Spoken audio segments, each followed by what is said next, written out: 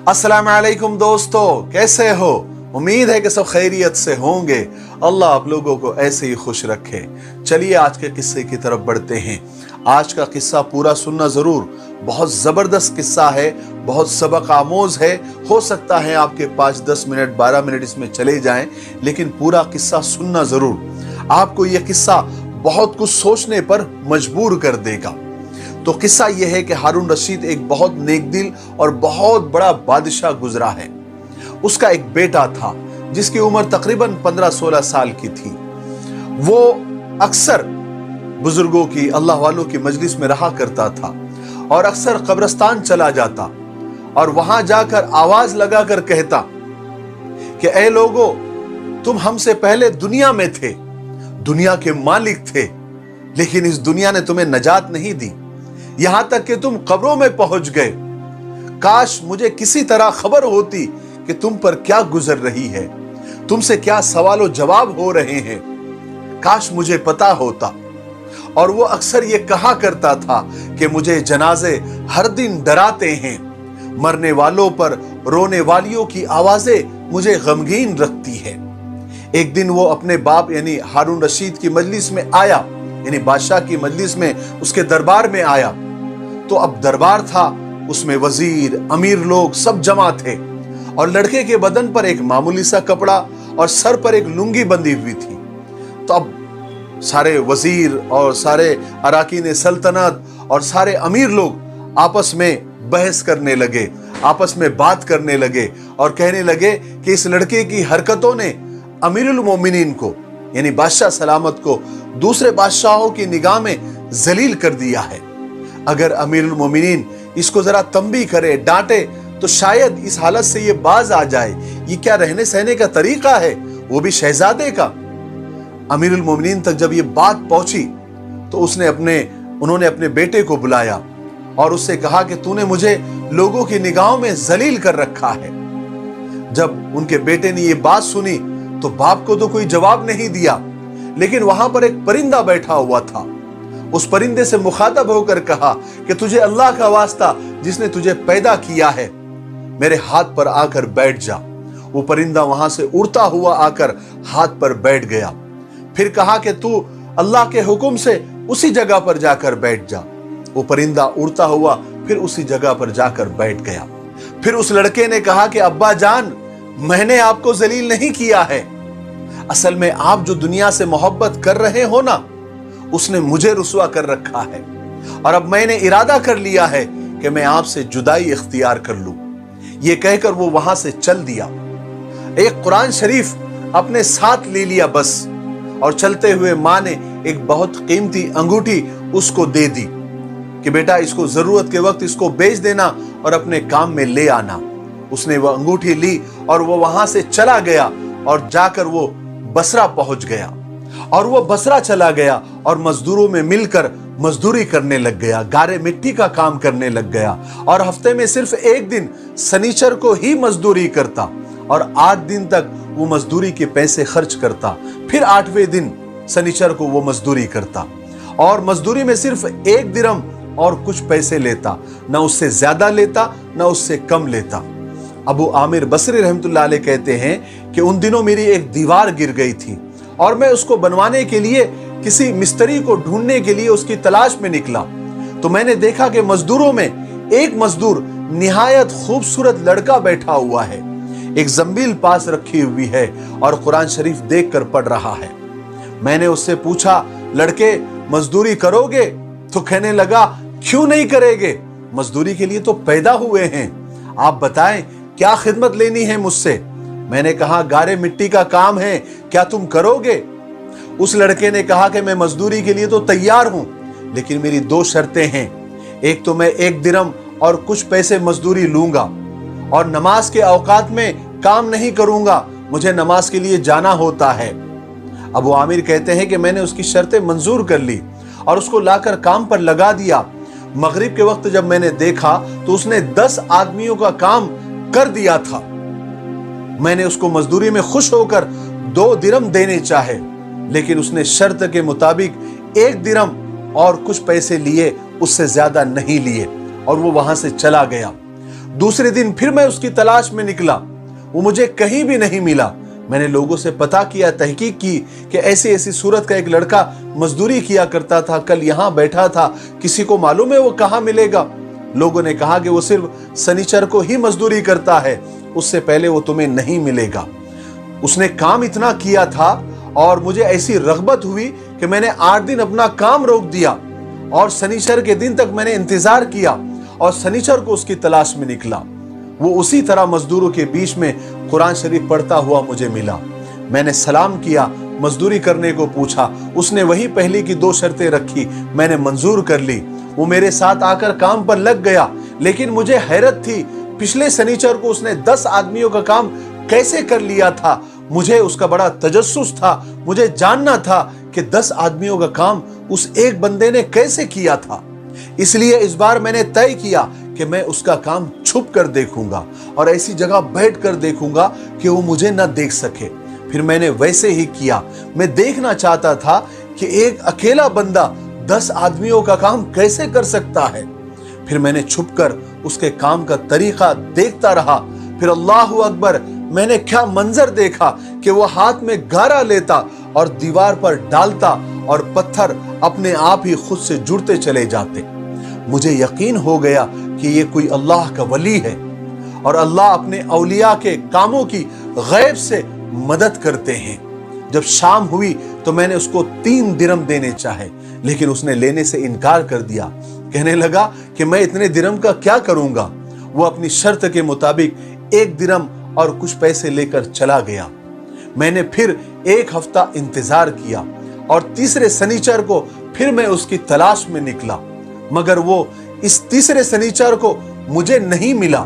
मैंने लोगों से तहकीक किया तो एक शख्स ने मुझे बताया कि वो 3 दिनों से बीमार है और फलाने वीराने जंगल में पड़ा हुआ है। मैंने उस शख्स को कुछ पैसे दिए और इस बात पर राजी किया कि वो मुझे जंगल में उसके पास पहुंचा दे। वो मुझे साथ लेकर उस वीरान जंगल में पहुंचा तो मैंने देखा कि वो नौजवान लड़का बेहोश पड़ा हुआ है, आधी ईंट का टुकड़ा उसके सर के नीचे रखा हुआ है। मैंने उसको सलाम किया, उसने जवाब नहीं दिया। मैंने दूसरी मर्तबा सलाम किया तो उसने आंख खोली और मुझे पहचान लिया। मैंने जल्दी से उसका सर ईंट से उठाकर अपनी गोद में रखा तो उसने अपना सर हटा लिया और फिर से ईंट के ऊपर रख दिया। उसके बाद उस लड़के ने मुझसे कहा कि अबू आमिर, जब मेरी रूह निकल जाए तो मुझे नहलाकर मेरे इसी कपड़े में मुझे दफन कर देना। मैंने कहा, मेरे महबूब, इसमें क्या हरज है कि मैं तेरे लिए नए कपड़े ले आऊं। उसने जवाब दिया कि नए कपड़ों के तो जिंदा लोग ज्यादा मुस्तहिक है।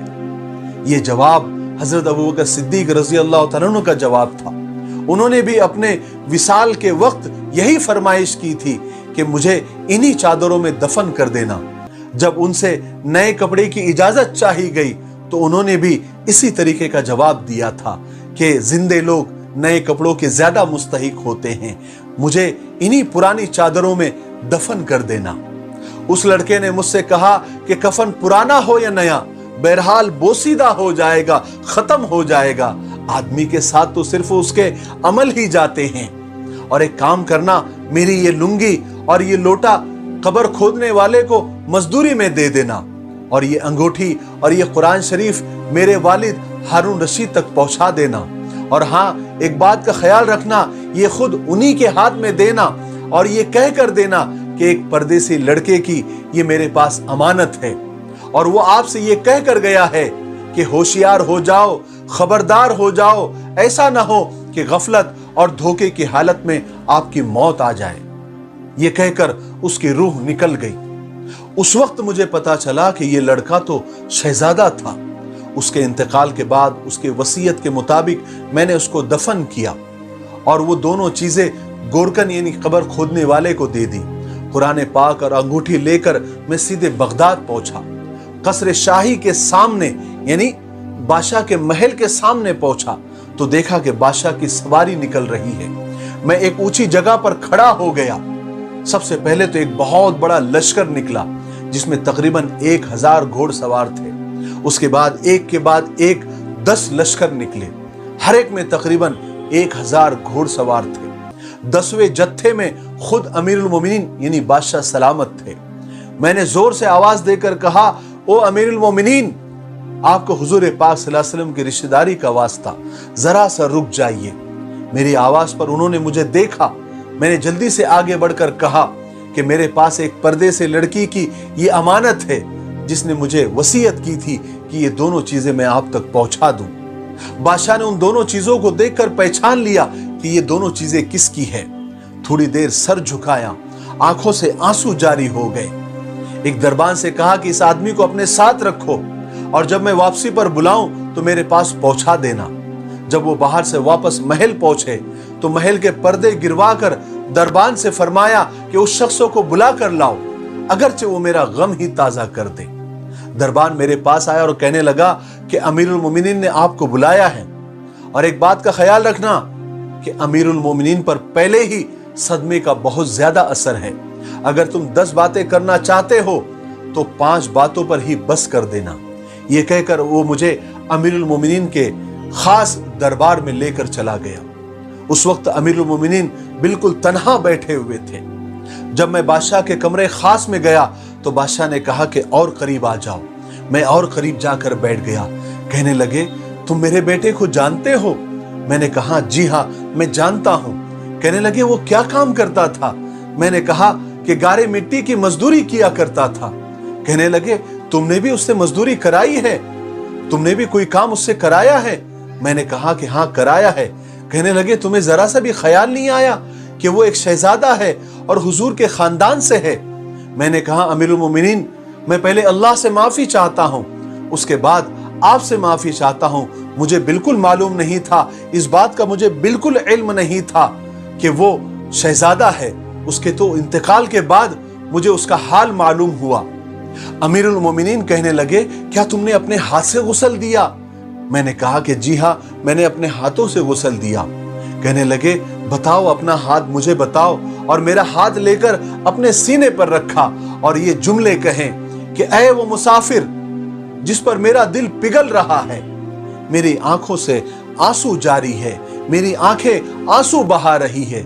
ऐ वो शख्स जिसकी कब्र मुझसे दूर है लेकिन उसका गम मेरे करीब है।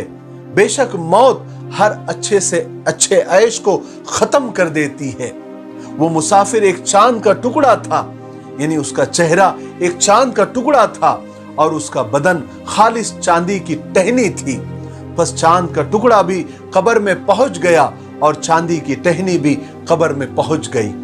उसके बाद अमीरुल मोमिनीन हारून रशीद ने अपने बेटे की कब्र यानी बसरा जाने का इरादा किया, तो अबू आमिर भी उनके साथ थे। अपने बेटे की कब्र पर पहुंचकर हारून रशीद यानी अमीरुल मोमिनीन ने चंद जुमले कहे कि ऐ वो मुसाफिर जो अपने सफर से कभी वापस नहीं लौटेगा, मौत ने कम उम्री के जमाने में ही तुझे जल्दी से उचक लिया। ऐ मेरी आंखों की ठंडक, ये उन्स और दिल का चैन था, लंबी रातों में भी और मुख्तसर रातों में भी तूने मौत का वो प्याला पिया है जो बहुत जल्दी ही तेरा बूढ़ा बाप भी बुढ़ापे की हालत में पिएगा, बल्कि दुनिया का हर आदमी उसको पिएगा, चाहे वो जंगल का रहने वाला हो या शहर का रहने वाला हो। बस सब तारीफें उस वाहदहू ला शरीक लहू के लिए है जिसकी लिखी हुई तकदीर के ये सब करिश्मे हैं। अबू आमिर कहते हैं कि उसके बाद जो रात आई, मैं अपने वजीफे और दुआएं पूरा करके बस लेटा ही था कि मैंने ख्वाब देखा, और ख्वाब में एक नूर का बड़ा सा कुब्बा देखा जिसके ऊपर अबर की तरह नूर फैल रहा था। और उस नूर के अबर में से उस लड़के ने मुझे आवाज दी कि अबू आमिर, तुम्हें अल्लाह ताला जज़ाए खैर अता फरमाए, तुमने मेरी तजीज़ व तकफीन की, मेरी वसीयत को पूरा किया। मैंने उससे पूछा, ऐ मेरे प्यारे, तेरा क्या हाल गुजरा, तेरा क्या बना? कहने लगा कि मैं ऐसे मौला के पास पहुंच गया हूं जो बहुत करीम है, बहुत रहीम है और मुझसे बहुत राजी है। मुझे उस मालिक ने वो चीजें अता की है जो न कभी किसी आंख ने देखी, न किसी कान ने सुनी, न किसी आदमी के दिल पर उसका ख्याल गुजरा। उसके बाद उस लड़के ने कहा कि अल्लाह ताला ने मुझसे कसम खाकर फरमाया है कि जो भी इस दुनिया से तेरी तरह निकल कर आएगा उसके लिए मेरे पास ऐसे ही इनामात है। میں اسے ایسے ہی انعامات سے نوازوں گا، ایسے ہی جنت اور ایسے ہی محلات سے نوازوں گا۔ اللہ تبارک و تعالی ہمیں موت کی سختیوں سے اور دنیا کی عیش پرستیوں سے ہماری حفاظت فرمائے اور ہمیں کلمے کی اور ایمان والی موت نصیب فرمائے۔ السلام علیکم ورحمۃ اللہ وبرکاتہ۔